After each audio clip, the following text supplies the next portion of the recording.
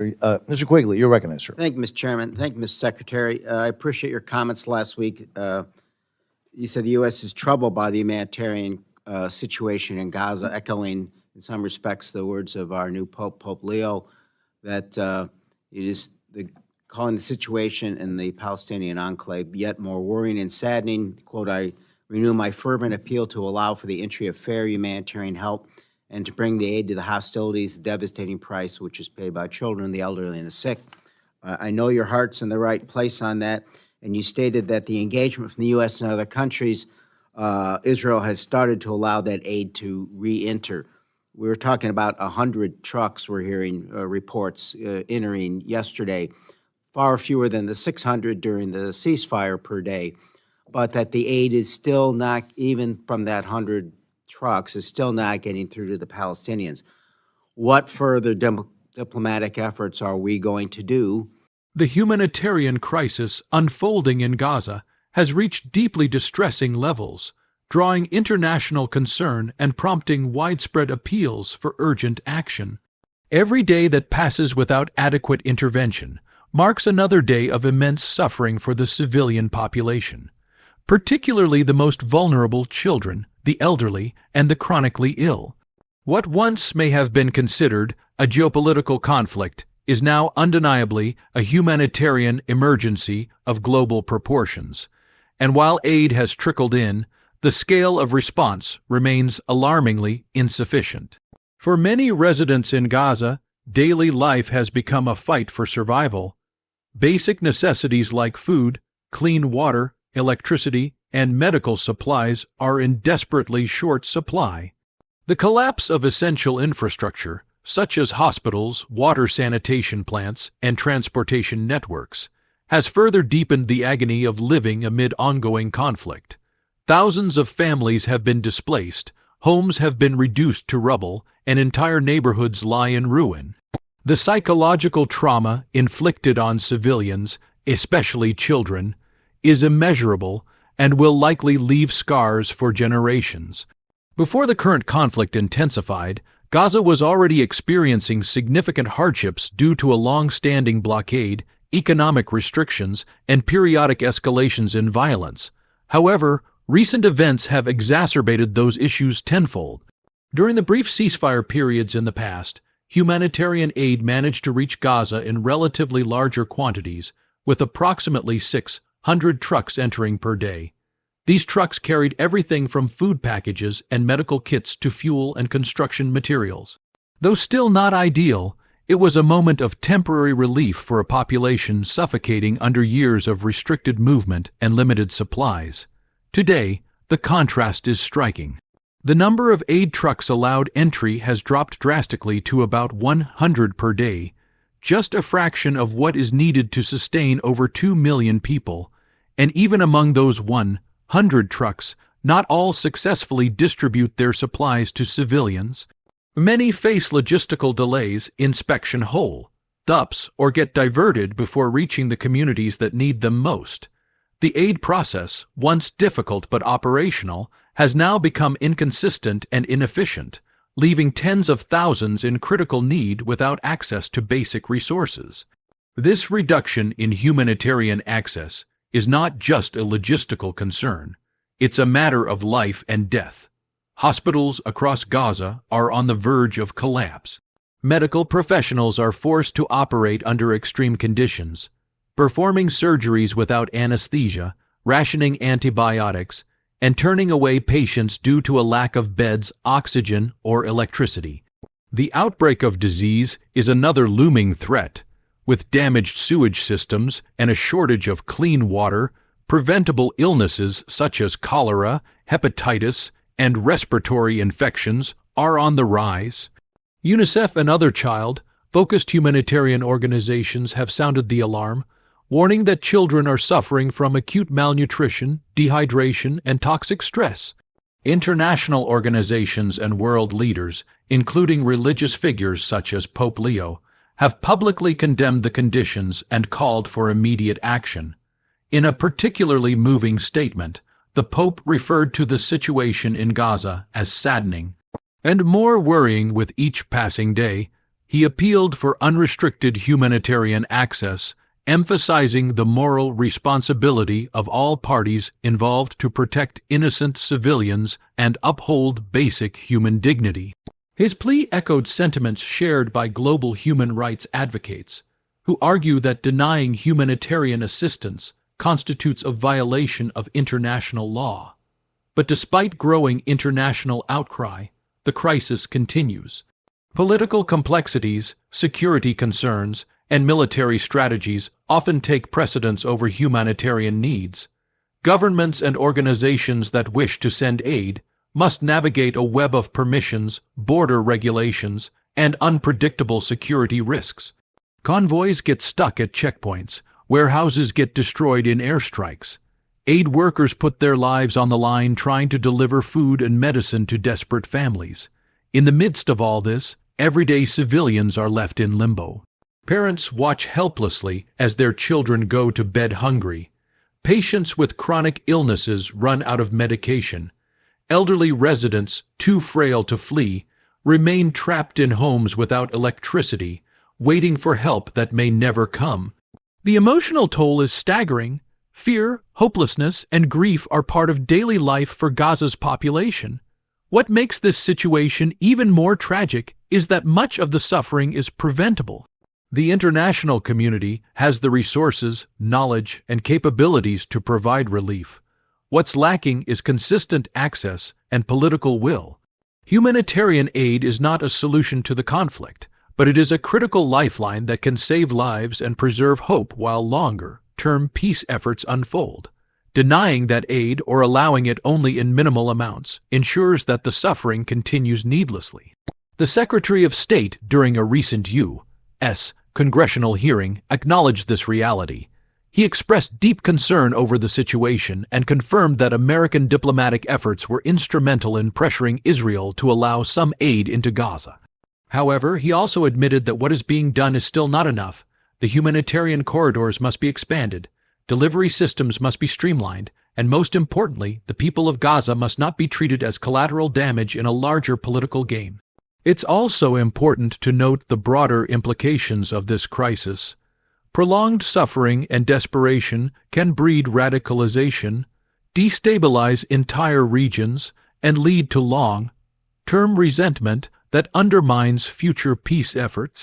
In contrast, a meaningful and compassionate humanitarian response not only saves lives, but can help build trust and foster reconciliation in a conflict-ridden environment.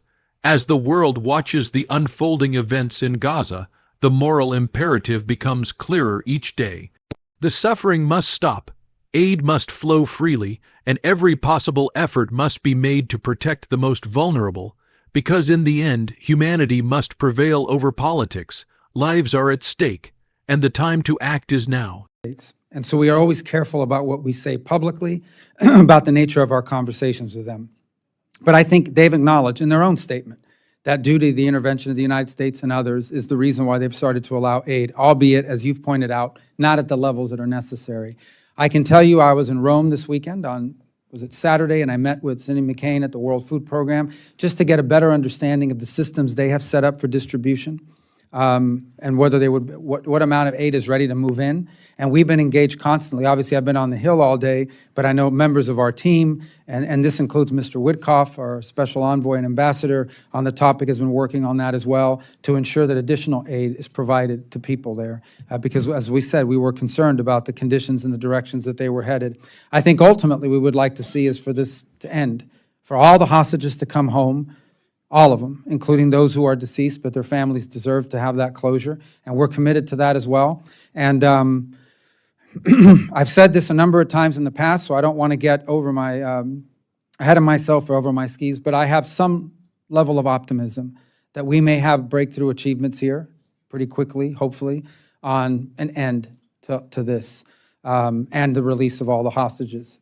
As the war in Gaza continues to claim lives and devastate communities, the United States remains heavily involved in diplomatic efforts aimed at ending the conflict and ensuring the return of all hostages, both the living and the deceased. This mission is not merely symbolic. It reflects a deep humanitarian concern as well as a strategic imperative for peace and stability in the region. The plight of hostages has become a painful focal point for families, governments, and global observers alike. It represents both the urgency of ending violence and the emotional toll exacted on individuals who find themselves trapped in the web of international warfare. During recent congressional testimony, the Secretary of State emphasized this goal, stating clearly that the U.S. is committed to bringing every hostage home. The language used was deliberate, all of them, including those who are deceased, because closure matters. The suffering of hostage families is not suspended simply because time passes or battles rage on. In fact, it grows deeper with every day of silence, uncertainty, or broken hope. These families are living in a prolonged state of fear and heartbreak, unsure whether their loved ones are alive or dead, and whether they will ever be reunited or given the chance to mourn properly. The U.S. understands that these people are not numbers or statistics. They are human beings caught in an unimaginable limbo. The issue of hostages is also politically and diplomatically sensitive. In many cases, the hostages held by Hamas or other militant factions are civilians, not combatants. Some may be aid workers, foreign nationals, or even children. Their captivity serves as both a bargaining chip and a psychological weapon used to draw international attention, exert pressure on governments, and slow down peace negotiations. For the United States, resolving the hostage crisis is more than a matter of diplomatic pride. It is about reaffirming the country's global commitment to human rights and dignity. Efforts to negotiate the release of hostages are ongoing, multifaceted, and intensely delicate. These are not conversations that happen in the open. They require the involvement of intelligence agencies, foreign ministries, trusted intermediaries, and often quiet cooperation between countries that may not otherwise share strategic interests. In his statement, the Secretary acknowledged having had multiple moments where he felt optimistic about a breakthrough. 4 times, in fact, in recent months. Each time, for reasons he did not elaborate on, the progress collapsed at the last moment. This cycle of hope and disappointment underscores the complexity of these negotiations and the fragile nature of trust between conflicting parties. The Secretary's cautious optimism reflects a broader reality. While there are signs of willingness on various sides to reach a resolution, the obstacles are immense. These include issues of security guarantees, the identity and number of hostages, the political cost of concessions, and the potential backlash from hardline elements within both Israeli and Palestinian factions. In hostage negotiations, every detail matters. Names, dates, the method of return, and even the sequencing of releases can make or break the entire deal. Meanwhile, the lives of the hostages themselves remain at stake. Reports from past hostage situations reveal the psychological and physical torment that captives endure, prolonged isolation, mistreatment, and the constant fear of death. Time is not neutral in these scenarios. Every day without resolution increases the risk to the hostages' well-being. That's why the Secretary stressed that the United States is committed to this cause, not passively supportive, but actively engaged, seeking practical ways to resolve a deeply emotional issue. There is also a broader symbolism attached to the release of hostages. It marks a turning point in conflict. It can signal the beginning of de-escalation, pave the way for ceasefires, and restore some level of trust between negotiating parties.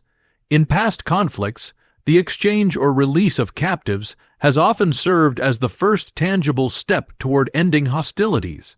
It is one of the few humanitarian acts that can serve both moral and strategic purposes. For the U.S., facilitating or pressuring for such an outcome allows the country to demonstrate both leadership and compassion on the world stage. But the path towards securing the return of hostages is fraught with contradictions. On one hand, there is public pressure to act swiftly. On the other hand, haste can lead to missteps or broken deals. Governments must be careful not to make promises they cannot keep or raise expectations that lead to further despair. And all of this takes place against the backdrop of ongoing violence, where shifting front lines, airstrikes, and retaliatory actions can undermine even the most advanced negotiations. The Secretary also touched on the emotional weight of this issue. He spoke about the families of hostages, many of whom have become reluctant symbols of the conflict. Their faces appear on posters, at protests, and in news stories that span the globe. These families are not just advocating for the return of their loved ones. They are calling on the world to see their pain, to recognize their humanity, and to act. Their voices cut through the political jargon and strategic calculations, reminding all parties that, at the heart of this conflict, there are people longing to be reunited. The U.S. is leveraging its diplomatic capital to make this happen.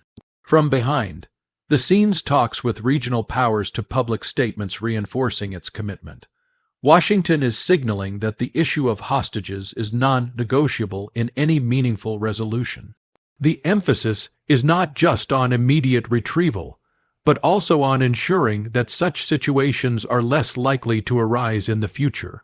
That means addressing the root causes of violence, restoring diplomatic ties where they have frayed, and building systems of accountability that protect civilians in future conflicts. What makes this effort even more profound is the simultaneous desire to end the broader conflict. Hostage release is not the finish line. It is a step toward a more comprehensive solution. The Secretary's message is clear. The return of every single hostage is a moral obligation and a diplomatic goal, but the bigger picture is peace. Until the violence ends, there will always be more casualties, more hostages, more broken families, and more reasons for grief. This dual goal, rescuing hostages and ending the war, is at the core of current U.S. policy in the region. It reflects a commitment to not only respond to crisis, but to work proactively toward stability. It also represents an understanding that humanitarian issues like hostage-taking are inseparable from political ones. One cannot be solved without addressing the other, and so the work continues quietly but persistently toward a future in which no family has to wait another day for word about their missing loved one.